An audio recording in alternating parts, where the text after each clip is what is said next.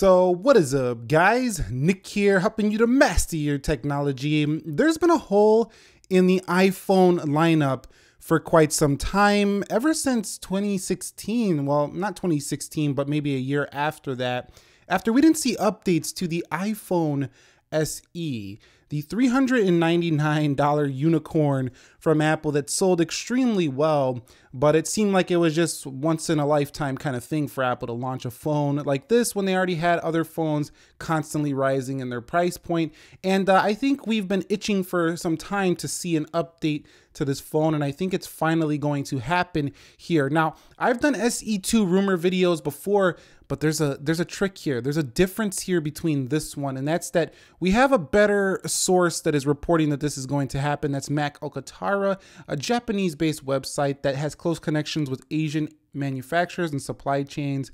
So we can kind of see that this is more likely to happen, and they're reporting that this is going to be called the iPhone 9. And it kind of makes sense seeing that this phone is likely going to be an upgrade over the iPhone 8. So iPhone 9 kind of makes sense, but it could confuse some users. But first of all, let me know your thoughts about the name iPhone 9. Do you think this is a good idea or a bad idea? I want to hear what you got to think down below. Now, hear me out. It seems that this might be a silly name, but listen to this. If we have the iPhone 9, yes, clearly customers are going to think this is an inferior product because there's iPhone 10, there's iPhone 11, iPhone 11 Pro. A customer is going to see iPhone 9 and say, well, why would I go with that? That seems like an older phone. Here's why. Because the customer who's looking at iPhone 10, 11, 11 Pro, they're likely not even interested in the cheaper product, but it clearly distinguishes between budget phone and premium phone in the lineup. So this is why I think it is a plausible idea that maybe this will be called the iPhone 9, even if this rumor doesn't come true. Although Mac Okatara has been pretty accurate in the past, they're not 100%, so it still could be called SE2 or maybe even something else. But I'm pretty certain this might be called the iPhone 9 because it clearly distinguishes between a cheaper phone and the more premium 10, 10R, and iPhone 11, and it'll make sure that, Apple doesn't separate the customers. They just bring in people who want the less superior product, but still want an iPhone and get people in so they can use the Apple services and things like that. So kind of makes sense to a degree. Okay, guys, so here is the rumored specification. A 4.7-inch screen, which is basically the same as the iPhone 8. Also, A13 CPU, a single lens camera, Touch ID, home button, 3 GB of RAM, iOS 13, of course. It's looking like Apple's basically going to pull the same move they pulled with the Apple iPad mini when they just kind of redid it with the internals, but they kept the same body. And Apple has done this multiple times already on the 7th gen, the 6th gen, like all these iPads looking the same basically.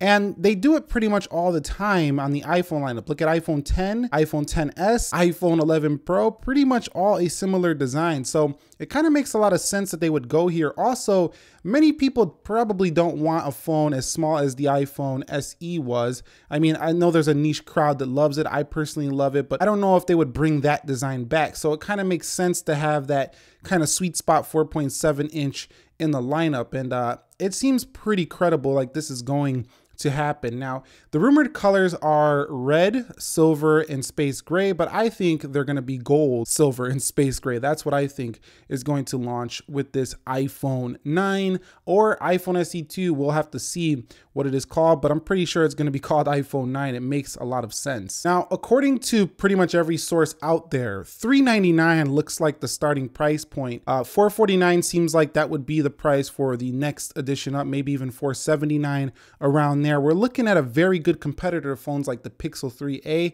and 3a XL. So this price point will be huge for Apple, getting a lot more customers in, especially at a time when, people aren't really so sold on these $1,000 plus iPhones. So this can be a runaway hit, I feel like, for Apple here in 2019 if they do launch this device. Now, who would be potential upgraders? Who would this be a great upgrade for? Well, if you got iPhone 6, iPhone 6s, iPhone 7, iPhone 8, even if you really want the new CPU, these could be all good upgrades to this next phone. Likely gonna start at 64 gigs and top out at 128 because you're likely not gonna get a 256 gig model on a budget class device. Now, these phones are rumored to go into production in January of 2019, mass production, and Apple is kind of expecting to sell millions of these as always, so we should see plenty available at launch, but I expect this phone, if it does launch at this $399 price point, to sell out pretty quick, so you better be ready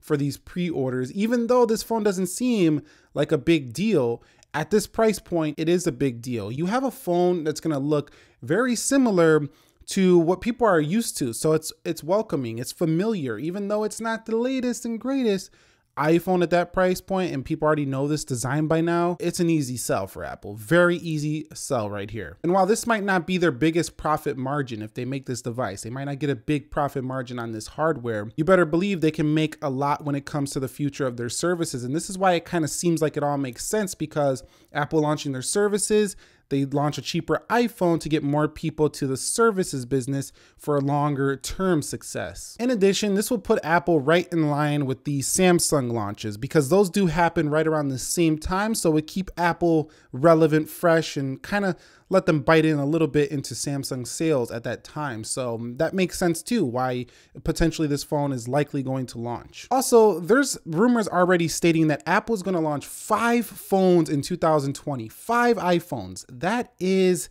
a lot of iPhones. And I just don't see Apple launching all 5 at the same time in the fall. So this makes this makes more sense why this phone will launch again in March. Rumors are circulating of 5 new iPhones. So, you know, separating it just makes total sense for Apple. You're going to just confuse people if you launch 5 at one time. And I also want to touch on the fierce competition. Competition from rivals has been very strong, especially in these, mid-range to, cheaper devices. A lot of, Chinese phones and a lot of non-Samsung Apple phones have been really crushing it. OnePlus, for example. And also Samsung has even been releasing great phones like the A50, the upcoming A51. So, I mean, to just ignore this market, it just doesn't seem like it's a good idea anymore. So I just think that's one reason why, Apple might definitely be doing this. And this is a great idea, I think, because it'll finally convince stubborn iPhone owners to upgrade. Like stubborn iPhone SE users are like, I'm never upgrading, it's the best phone of all time, and and just like with the iPhone 6S and the 7, I'm not getting rid of my Touch ID. Well, finally, if they launch this phone, all those people who wanted the new specs but don't want the Face ID, they don't want that new stuff, they don't like change, they definitely will have an option here with this new iPhone 9. In addition, for people who wanted 5G that's coming next year, many people are not going to pay $1,200 for those devices.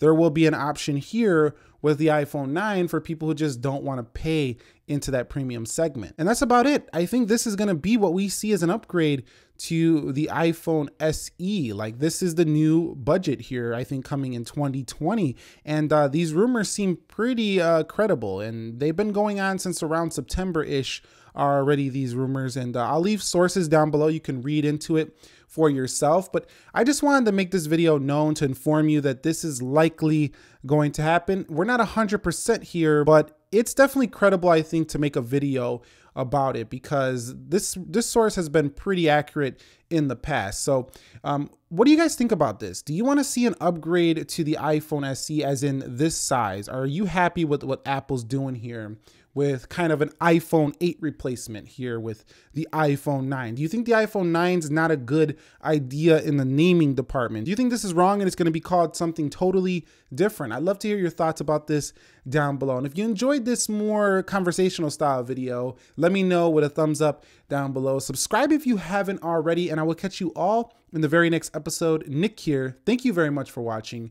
Be sure to be well, and peace.